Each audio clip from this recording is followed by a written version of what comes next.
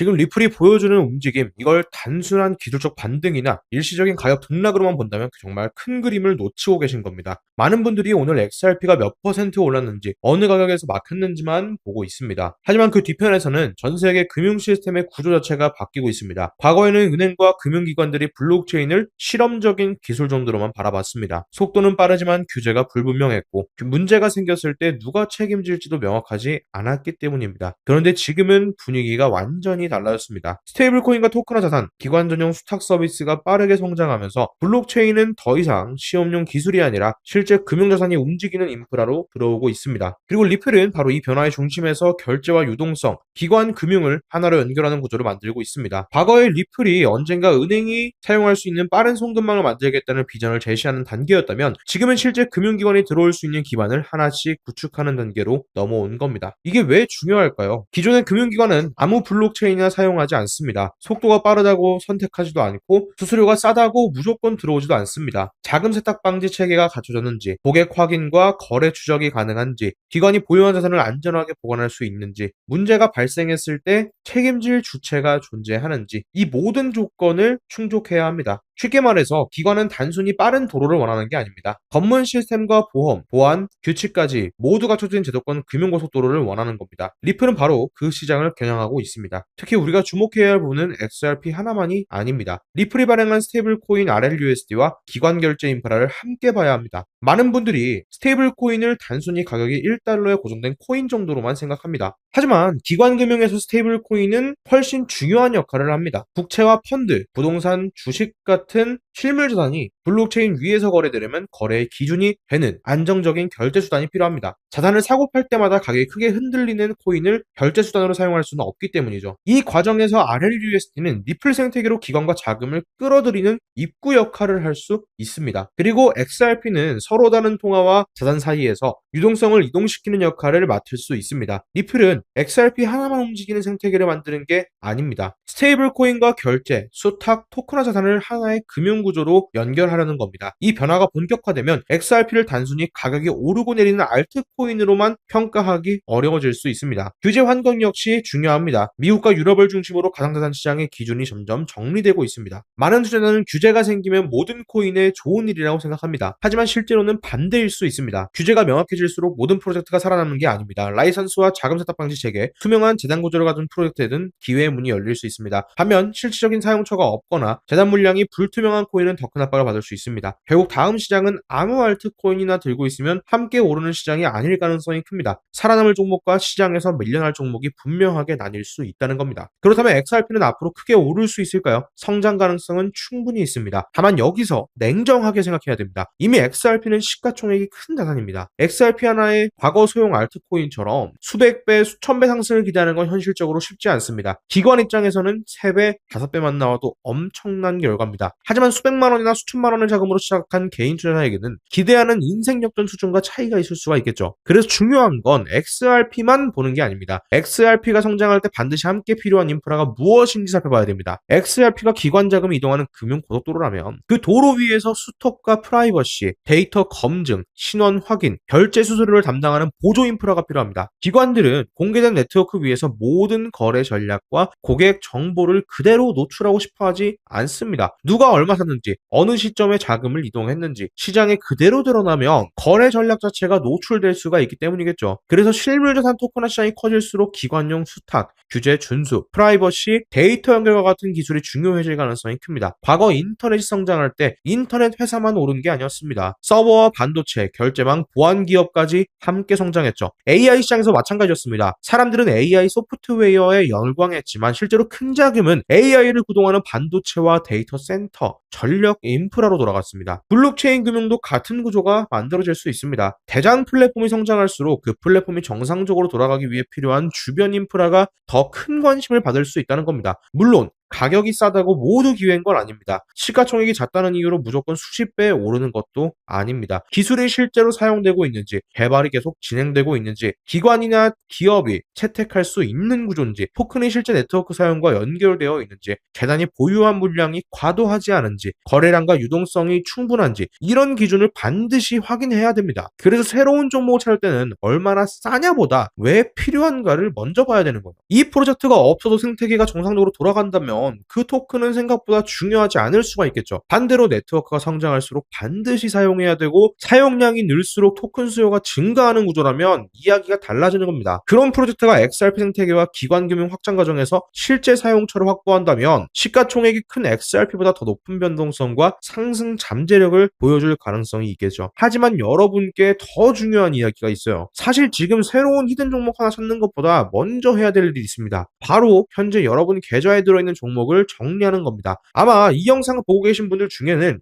XRP 하나만 가지고 계신 분보다 여러 가지 알트코인에 자금이 나뉘어 있는 분들이 더 많으실 겁니다. 시바이누, 도지코인, 에이다 이런 코인처럼 잘 알려진 종목일 수도 있고요. 예전에 유튜브나 커뮤니티에서 호재 이야기를 듣고 들어갔다가 아직도 빠져나오지 못한 종목일 수도 있습니다. 계좌를 열어보면 종목은 많은데 정작 어떤 종목을 계속 가져가야 하는지 판단하기 어려우실 겁니다. 단지 오래 들고 있다는 이유로 놓치지 못하는 종목, 손실이 너무 커서 차마 정리하지 못하는 종목, 조금만 더 기다리면 본전 올 것 같아서 계속 버티는 종목, 추가 매수하면 평단가를 낮출 수 있을 것 같지만 더 떨어질까봐 무서운 종목, 이런 종목들이 여러분 계좌의 대부분을 차지하고 있을 수 있습니다. 그런데 시장이 다시 좋아진다고 해서 모든 종목이 똑같이 살아나는 게 아닙니다. 어떤 종목은 거래량과 관심이 돌아오면서 이전 고점을 향해서 다시 움직일 수도 있습니다. 하지만 어떤 종목은 시장이 살아나도 계속 소외될 수 있습니다. 이 차이를 구분하지 못하면 아무리 좋은 시장이 와도 자금은 회복 가능성이 낮은 종목에 계속 묶여있게 되겠죠. 남들이 새로운 기회를 잡을 때 나는 물린 종목만 바라보다가 또 시장을 놓칠 수가 있다는 얘기입니다. 그래서 단순히 이번 영상에서는 종목명과 평단가를 적어주면 봐드리겠습니다, 이런 식으로 끝내지 않겠습니다. 여러분의 계좌를 세 가지로 나눠서 보겠습니다. 첫 번째는 다음 시장까지 계속 가져갈 만한 종목입니다. 개발과 거래량이 살아있고 시장이 반등하면 자금이 다시 들어올 가능성이 있는 종목이 여기에 해당할 거고요. 두 번째는 반등이 나왔을 때 정리를 고민해야 할 종목입니다. 완전히 끝난 프로젝트는 아니지만 장기적으로 들고 가기에는 기회비용이 큰 종목일 거고, 세 번째는 추가 매수보다 비중 축소가 먼저 필요한 종목, 가격이 많이 떨어졌다는 이유만으로 물타기를 반복하면 손실만 더 커질 수 있는 종목들이 여기에 해당할 겁니다. 즉 단순히 오를지 내릴지를 보는 게 아닙니다. 내 계좌에서 무엇을 남기고 무엇을 줄이고 어떤 종목에는 더 이상 돈을 넣지 말아야 하는지를 구분해 드릴 겁니다. 그리고 자금이 여러 종목에 너무 잘게